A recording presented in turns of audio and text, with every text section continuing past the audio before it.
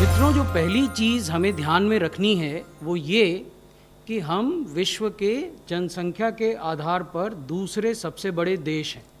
We are the second most populous country of the world.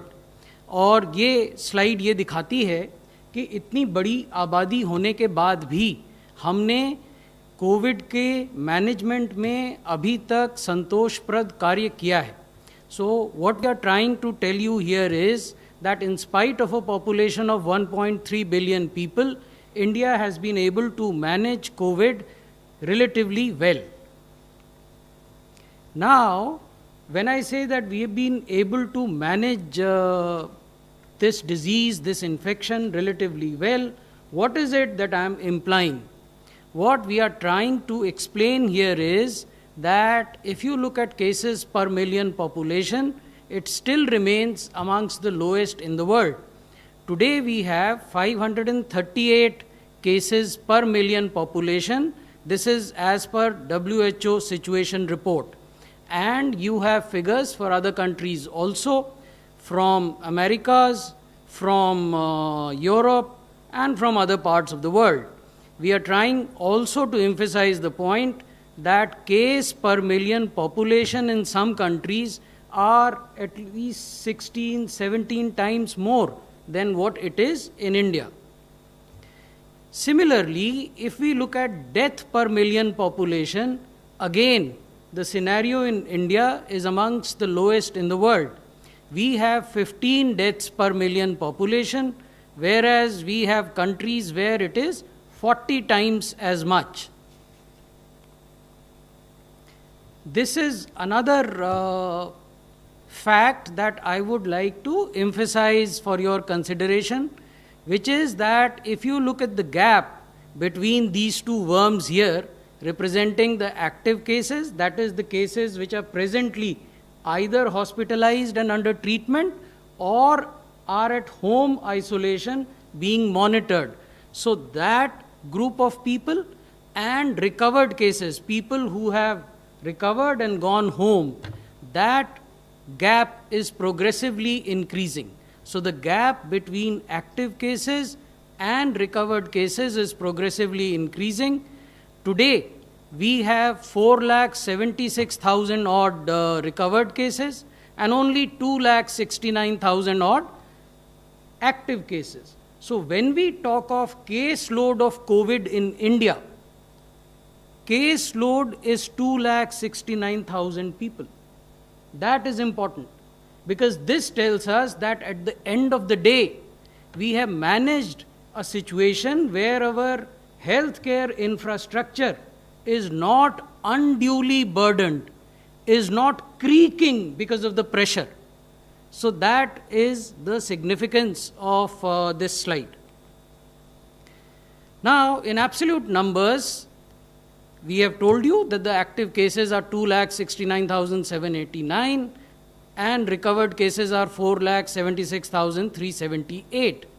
यहाँ हम ये निवेदन आपके समक्ष करना चाहते हैं कि जो रिकवरीज हैं वो लगभग दुगनी 1.75 टाइम्स हो गई हैं एक्टिव केसेस की तुलना में। यानी जितने लोग अस्पतालों में एडमिशन के लिए जा रहे हैं उससे कहीं अधिक संख्या में लोग अस्पतालों से डिस्चार्ज हो रहे हैं।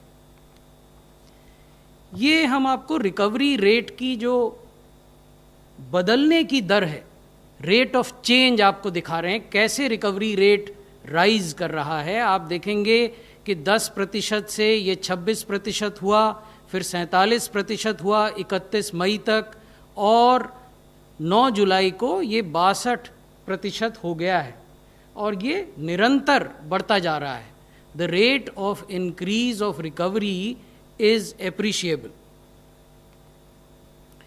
ये कुछ जनसंख्या से संबंधित और आयु वाली जनसंख्या से संबंधित आंकड़े हैं। इसमें हम आपको ये बता रहे हैं कि यदि आप देखें कि 14 बरस से कम की आबादी का हिंदुस्तान की कुल आबादी में क्या प्रतिशत है, तो वो 1%, वो 35% है। उस 35% आबादी में कोविड डेथ्स 1% हुई हैं। 15 से 29 वर्ष की जो आयु के लोग हैं वो भारत की जनसंख्या का 18% हैं। और इस आयु वर्ग में कोविड की जो डेथ्स हैं वो केवल 3% हुई हैं। 30 से 44 वर्ष की जो आयु के लोग हैं वो भारत की जनसंख्या का 22% है, और इस एज ग्रुप में कोविड की जो डेथ्स हैं वो 11% है।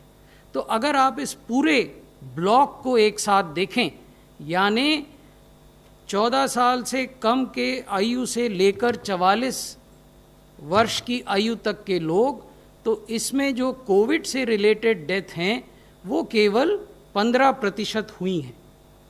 लेकिन साथ ही हमें ये नहीं भूलना चाहिए कि एक हाई रिस्क पॉपुलेशन भी है। ये वो लोग हैं जो 55 वर्ष से ऊपर की 45 वर्ष से ऊपर की आयु के हैं।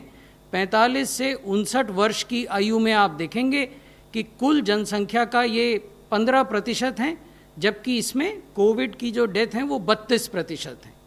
60 से 74 वर्ष की जो आयु के लोग हैं वो भारत की जनसंख्या का 8% हैं, लेकिन इसमें कोविड से जो डेथ हुई हैं वो 39% हैं।